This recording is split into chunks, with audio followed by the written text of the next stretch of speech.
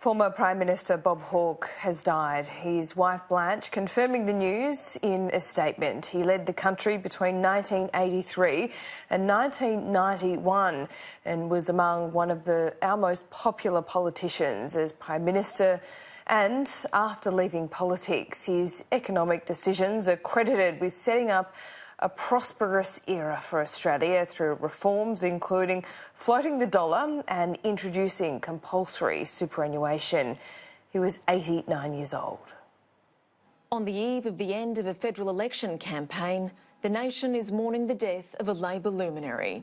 Bob Hawke, who served as Australia's Prime Minister from 1983 to 1991 and led Labor to 4 consecutive election victories, has died at the age of 89.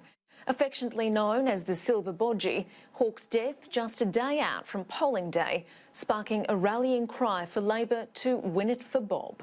His death confirmed in a statement from his wife Blanche, which reads in part, "Today we lost Bob Hawke, a great Australian, many would say the greatest Australian of the post-war era. Dearly loved by his family and so many friends and colleagues, we will miss him. The golden bowl is broken." The condolences led by Labor leader Bill Shorten, saluting Labor's greatest son and longest-serving Prime Minister. Tonight, the nation and Labor are in mourning.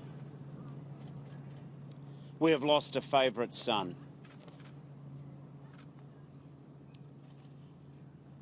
Bob Hawke loved Australia, and Australia loved Bob Hawke. Scott Morrison putting party differences aside to acknowledge the bloke, the larrikin so many Australians will remember him as. The longest-serving Labor Prime Minister of all time. But it was his ability to connect with everyday Australians. With a word, with that larrikin wit, with that connection and an understanding of everyday Australian life that we will most remember Bob Hawke. Tributes also flowing from former Prime Ministers, Labor and Liberal, including his political rival and partner, Paul Keating, saying in a statement, "With Bob Hawke's passing today, the great partnership I enjoyed with him passes too, a partnership we forged with the Australian people." And from the Labor movement itself. He had this unique larrikinism. He was a sports-loving Prime Minister. He had a great rapport with the Australian people. And he led a government of major achievements. And he had an open mind.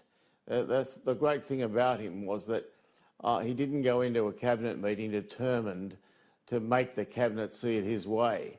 But perhaps Australia's first female Prime Minister, Julia Gillard, said it best.